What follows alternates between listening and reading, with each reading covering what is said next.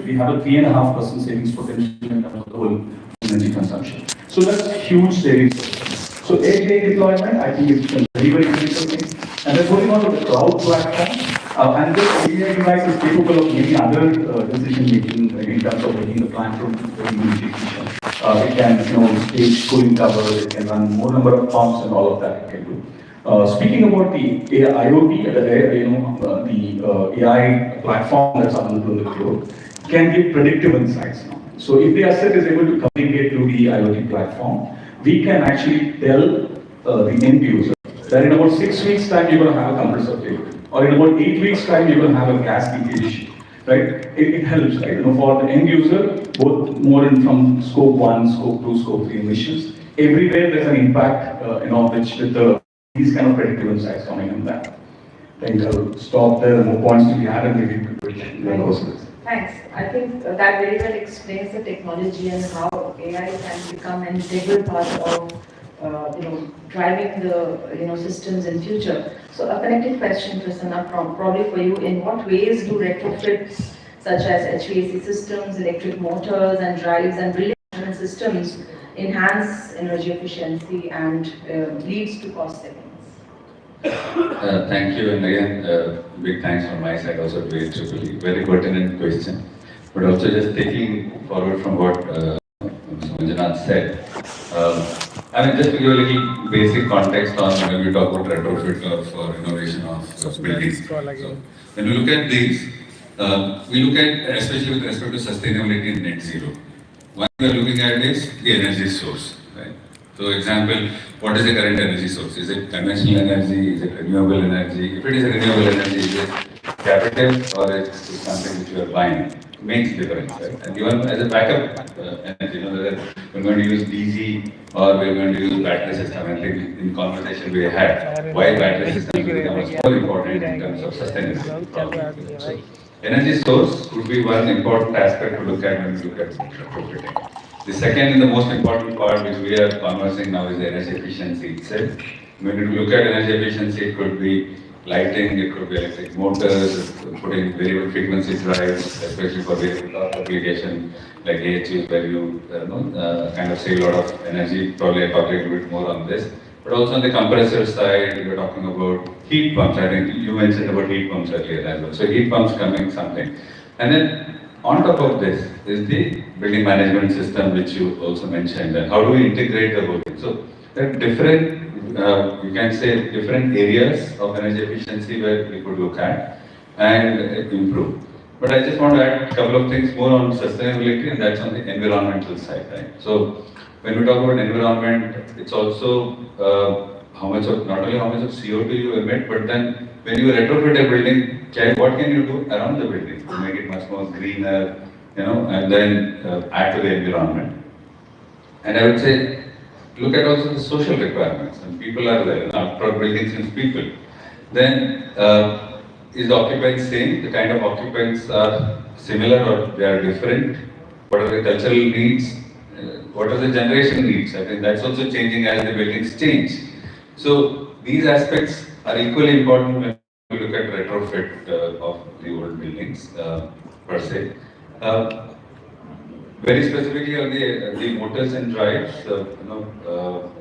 electric motors, we talk about the standards, efficiency standards itself. Like any other star rating, you have I1, I2, I3, I4, I5. That's the efficiency rating in the better of the efficiency is I1 to I5. Just to give a context, when you talk about an I3 efficiency motor or an I4, these motors have 20% lower losses than the previous category, which means an I4 motor has 20% lower loss than I3. An I5 motor will have a 20% lower loss than I4. So that's just to put a context. Second thing which we have to be mindful is that a larger rating of motors have better efficiency, which means a 1.1 kilowatt motor will have low efficiency, 11 kilowatt motor will have better efficiency, 110 kilowatt motor will have much better efficiency. So what is important is, there are two ways of looking at the HV itself, the AHUs. One is use very small rating motors, multiple, that gives you certain flexibility, reliability, availability. But at the same time, even with the best of I4 efficiency, you're not getting the best because you're using small power motors. So look at, can we integrate and go for larger ratings, still looking at reliability in terms of availability or parallel operation. So this is something which can happen in the retrofit case in a big way.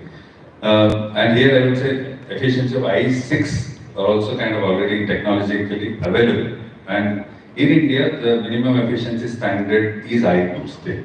And if you look at EMA figures, probably big chunk, we're talking about 70% plus motors are still I2. But the good news is buildings have gone ahead, at least I3 and probably moved to I4, but many of the green buildings have gone to I5. So when retrofit, this is a good opportunity to move from the old I1, I2 to an I5 directly, what is best available. And why this is important is, good part is motor has a very long life, 20, 25 years, at least 15 years, nothing happens.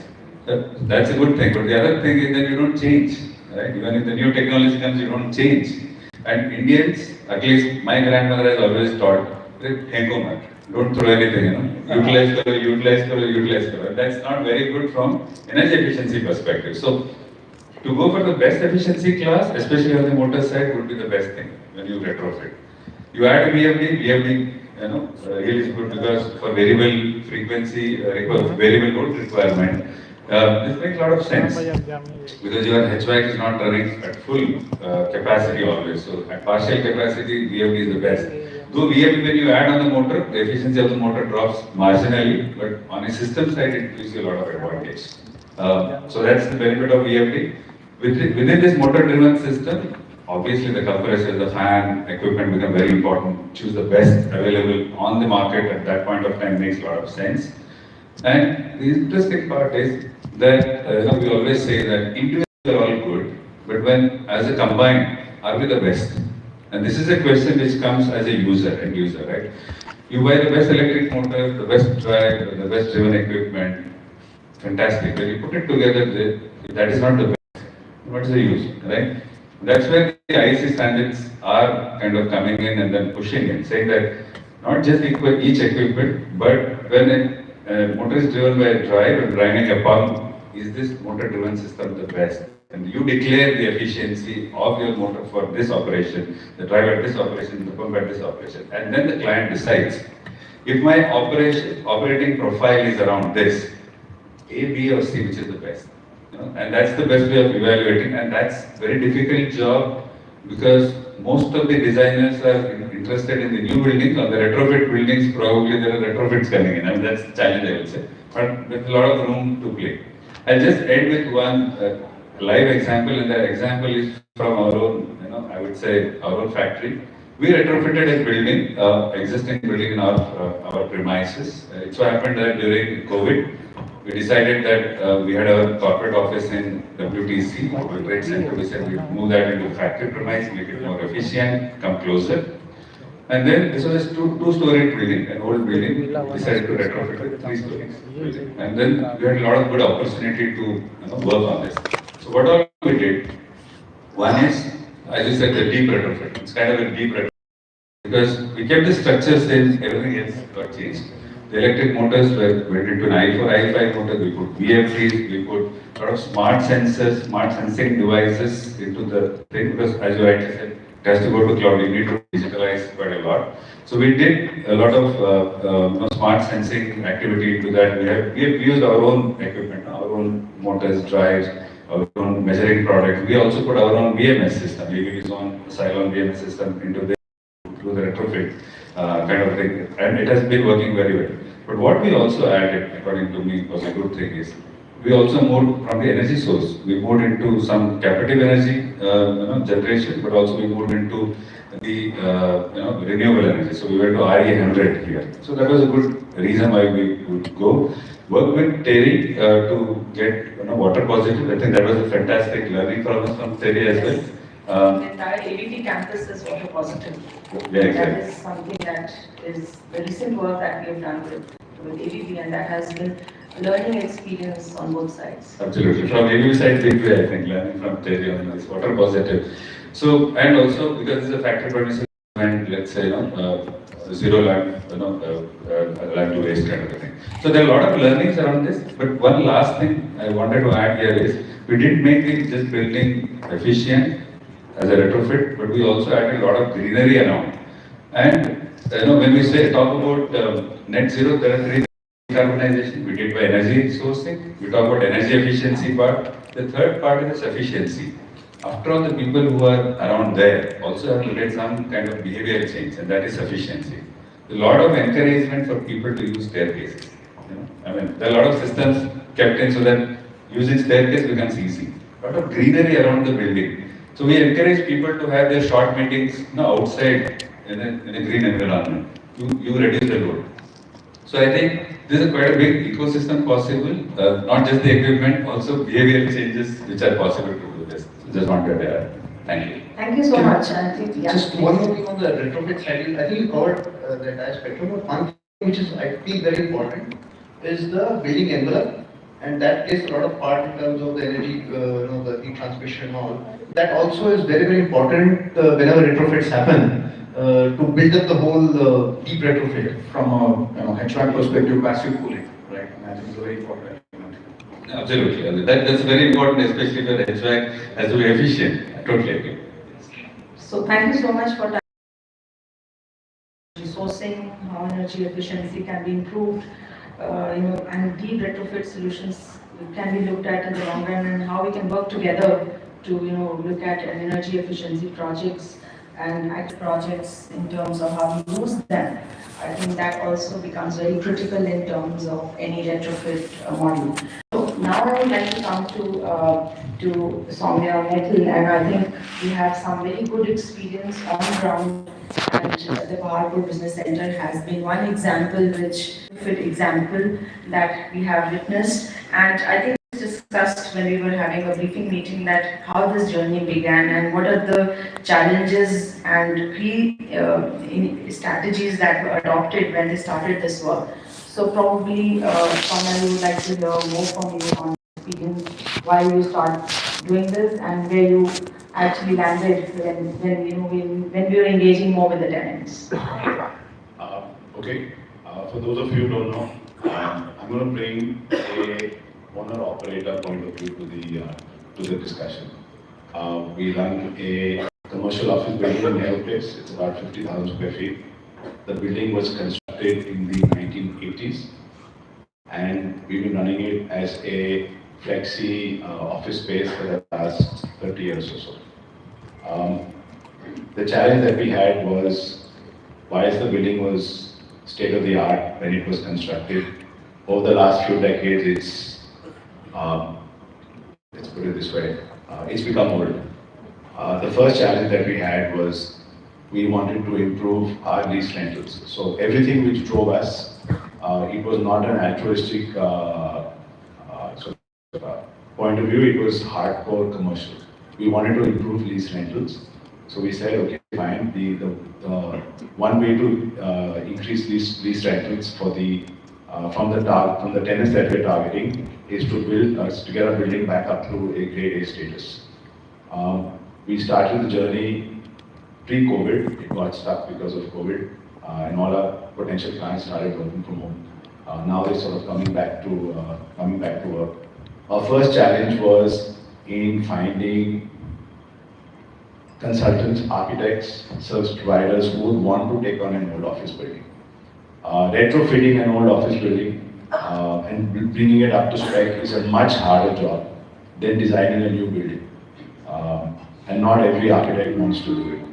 We went to architects, they said, no, we don't want to take up a retrofit project, it's too much work. So we had to really hunt for somebody who would have the interest in actually taking on the project, because a lot of the work which is required to be done only happens when you start retrofitting it. So you can't design upfront, you have to design it on the go, and not every consultant or every architect wants to do that. Then the first question that the consultant, the architect asked us is, what do you want? Okay, and then that was the second challenge, is we had to be able to, and we're still sort of in the process of doing it. So for us, it's a live example. is we need to put in specifications to the architects and consultants and what is it that we want from a specification perspective. A lot of architects and a lot of consultants, they just want to do a very quick job. Just design it and get out, design, get out, design and get out. But a retrofit project is not just quick design it and get out. It's a lot more work from a systems perspective, from an architecture perspective, because you have to adapt and you have to change what has already been built. So, I mean, there's a lot of challenges, and I'm sort of happy to sort of discuss it during the Q&A. But I think making sure that you have a commercial reason for doing what you're doing. For us, our goal was to improve our rentals by at least 30%. And that's what was driving the project, the commercial. And then making sure that you have a team and that you set standards for the team in terms of design. That is, I think, those are the two critical things. And if the owner operator is not interested in doing this, आप कितना भी architect कितना भी बोल लेना, वो कुछ होने नहीं वाला है. Because unless there is demand from the owner operator, and there's hardly anybody in this room who's an owner operator, you can give as much dhyan as you want, but unless there is pull from the owner operator side, it's a very hard sell. There's also a misconception that retrofitting and building it up to spec costs more. Yeah, it does cost more, but not really, because you can save in both operating costs and you can save both in terms of the equipment that you're supposed to put into the building. You can get all that cost back, so it's not much more expensive. Or let's put it this way: if you do it right, it's not at all expensive. The same cost, and that is to a large extent there is a lack of awareness amongst the owner operator community in terms of why should we do this. And as so there's a lot of issues which are there, but I think they're addressable. Thank you. Yeah, I think you touched two important points. Is the drive to start a retrofit project. So when we are owners of project, then the drive to do a retrofit project is more, because we know that we're going to pay the bills. But when the tenants are driving the whole show, then it becomes fairly difficult. But definitely, you touched upon a very critical topic of expertise in the market, and I think that is also something that has to be addressed in the long run if you are looking at long-term solutions. So I think moving forward from there, I think Anish, I'd like to come back to you. He touched a topic on property valuations and how commercial aspects it drove the retrofit solutions for their project. So in your opinion, how do we influence the property valuation in urban spaces, particularly in terms of market demands, and how compliances and regulations are looked at this time? So I think very important that Swami brought down that ultimately for a developer it's all about commercials. You cannot just do it because you want to make a green building or whatever. Ultimately it has to make business sense, and that I think ultimately drives all these decisions. And also what the industry is now seeing, primarily I think because one of course ESG awareness is increasing, and there's a global awareness about climate change and all, but the entry of a lot of funds into real estate. So if you see the international funds like Blackstone, Brookfield, they're into it. In India, their own funds like Godrej, they're all investing in buildings. And for them, this is it's a cycle. So they will invest, they will get into a building, and then they will exit when the valuation. They work on that ESCO model. Yeah, no, not ESCO model. These are all basically they're buying buildings. They're buying out the building, not putting equity into it, and then they want to exit at a later stage. So how can you exit? You will only exit when you make money, right? When the valuation of the property increases. So that is where the retrofits are now happening. So for example, there's a large fund which bought an asset of an Indian developer about 8 or 9 years back. They pumped in a lot of money across the portfolio. There were 4 buildings, about 12 million square feet. And over a period of time, they changed the chillers, they improved the air conditioning systems, the AHUs, the easy fans, a lot of stuff that I think you both brought out. And piecemeal, they brought these assets to a much, much better state now. And of course, the rentals have all gone up. their yields have gone up, and now with the entry of REITs, for people who are familiar with that, but for the audience, REITs are basically real estate investment trusts. So it's like a multiple owners for a building now. So there is government support for that as well. Regulations are there. So there's a broad basing, and there is now I would say that push from the developer side as well to upgrade buildings. So this big buildings is happening. The smaller buildings, unfortunately, are still not doing it. But seeing this, of course, they're also picking up those things that we are seeing it in terms of increasing the valuation. So that is from the owner side. But like I said earlier as well, the major push is really coming in from the tenants. They really want to, their employees, everybody's aware, conscious about green and climate change, They want to be in buildings which are eco-friendly, which have good air quality. I mean, Soumya's building, we talk about the air quality part, but that's, I think, a classic example of how one key aspect of building, the USP of the building pulls in tenants and increases the rentals as well. So I think that is where we are seeing it. The question about regulation and incentives, it's a very touchy subject. I'm not too sure there are people from the government sector here, but there are very people from the policy side. I'm sure you grapple with this about incentives and regulations. My take is generally the industry works better with incentives.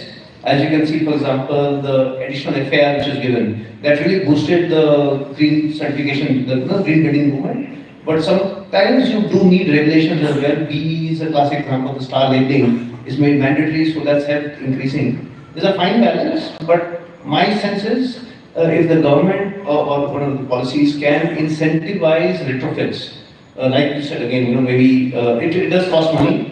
How can you have maybe say subsidized loans for older buildings, or when you retrofit and you get a certification? There is right now no certification that I'm aware of on existing retrofit. So can that be an incentive for developers to go in for retrofit and then reduce the operating cost, as well as, of course, reduce the environment footprint? Right. One, of course, you touched upon is an upfront cost that goes into any retrofit, and that becomes a major cost for any retrofit solution. But then there are savings that you keep achieving over the life of the building. So I think when we look of incentives and existing buildings to drive that through regulations become a very big challenge, because it will all depend on the quality of the retrofits and how much savings one achieves. And that can be very, very subjective. That can be from building. And how to measure the retrofit performance? That's always a challenge. Even in basic air conditioning retrofits, a lot of developers are hesitant to take it up because they're not sure whether the performance will really change, or it is because of work from home, for example. The whole operating pattern is changed, so the costs have come down because of something else. Finding out the measurement is sometimes difficult. But that can also be brought into the whole, ecosystem that will help developers to go in for retrofits. Great. I think you want to add something. Yeah, I just want to quickly add on that. So basically, we start off with digitization. Right? I mean, so that digitization becomes the most important piece. Basically, those asset pieces that you've deployed there to communicate with every platform. Now, a related thing would be remote warranty and remote monitoring. Remote warranty, right? Yeah, so remote warranty basically works like this. We are able to access our assets and then make sure if there are any challenges that are going to be coming in from a predictive maintenance or predictive insights perspective, we're able to kind of manage it remotely. So it does a couple of things. One is scope 3 emissions for the end user is reduced, right? We don't have a technician traveling from one of our offices to the end user site and then burning that fossil fuel and then carbon emission, that's reduced. The other thing is inventory and recommissioning are important aspects. So every year it's important for us to go back and look at the chillers and the plant room and see how much has been the energy consumption, because we started off with an energy audit. Then we said, okay, we do these deep retrofits and then we put it in a state which is more acceptable to ASHRAE. Let's say we went ahead and did an energy audit and we found that 1.1 IKW per thermostat, which is way too high. ASHRAE says no, it's 0.7 is the requirement. So we put an LGI device there. We set everything in a way that it is operating at 0.65 kW. Now today the technology allows us to monitor that on a continuous basis, right? I mean, you can actually, with your handheld device, you can see whether the chiller coming at IKW per TR is not getting delivered or not. And the other thing is when we go back and do a recommissioning. So we can actually move the bar a little more and see, from the machine learnings that we have, we can actually adjust the operation. So, and the cloud, making the assets communicate with the cloud platform and then digitizing it, I think that's technology is available, it's only an adoption thing. And adaptive Basically, I think technology has enabled some way to measure. That's what you. And I agree with you. It's just that the penetration of technology and the confidence is what we have to build as a community. Absolutely. I think remote monitoring is a very great way to, look at buildings when you have, buildings at multiple locations. And Infosys is one great example who have done it through monitoring from remote locations, and even RBI made buildings for that matter followed a similar pattern. So Prasanna, I would like to come to you with this connected question that we have just heard from the previous speakers, that how building performance can be monitored remotely. So what is your take on this building which we had retrofitted at ABP? We were able to save energy of double-digit energy saving. That was and not only that, we retune a lot of parameters, periodically. The things are not the same always, and the benchmarks are only going higher, I would say in that sense. And this building is LEED gold certified. So yeah, so by USGBC, yes. So that's possible, and that's possibility of getting this. Coming to the digital part of the thing, totally agree with you. I think that's where it is going. The IoT and cloud not only makes monitoring simpler, easier, but the analytical layer which is coming on that makes it a lot of flexible. Not only for deciding something, but also communicating and then sharing for some other activity. Because data is data, and we always say humans have very good insights if they want to. Different people look at data differently, and then they come up with different insights. When you talk about digital, you put a digital layer on an equipment like compressor, pump, motor, which are not intelligent. Now you put a digital layer on that, you put a sensor, it starts to become intelligent. So you can monitor the condition of the equipment. Why condition of the equipment monitoring is important? You don't want to have a downtime, right? So that's very key. Not only downtime, what happens if an equipment fails? If you are monitoring well, you ensure that it is maintained correctly. You do a preventive maintenance rather than, you do a predictive maintenance rather than a preventive maintenance. So that's a good part. What it also helps is that when you avoid a failure, you also avoid possibility of equipment performing with a lower efficiency after repair. Take an example of electric motor. If an electric motor winding fails, you get it rewound, the efficiency clearly drops 5%, just drops. A lot of studies you have also done, right? If you avoid burnout of the motor by right condition monitoring, you are actually already doing a right job in terms of the sustainability and energy efficiency. So that brings in condition and the performance. And when different equipment start to speak to each other, both machine to machine or let's say machine to human, whatever way, then then you get the control layer which is through also BMS, and you rightly said the data can go to the BMS as well as to the cloud, right? Dual feed, right? So makes a lot of sense because there is the data. From the BMS perspective, you start to control, not just monitor, all this data are going to the cloud. The flow of the pump is measured through smart flow meters, which is again going to the cloud, the pressure. Then you're also doing through smart meters the energy consumption. Over a period of time, you start to understand this, and I mean, this is the for most of the time. Then you are again improving those few points. So I would say digital layer is very important. AI is why digital also has, apart from the knowledge itself, barrier is the cyber security. I mean, people are really worried on cyber security. What would happen, if the whole thing gets attacked? Even more so with, you can see even more important assets like RBIs or data centers and so forth becomes more important. And here, it's very important that it's not. It's a super time where things are available, but also a lot of collaborative possibility. Even within this, I would say, there's a lot of collaborative only possible through digital. I would say.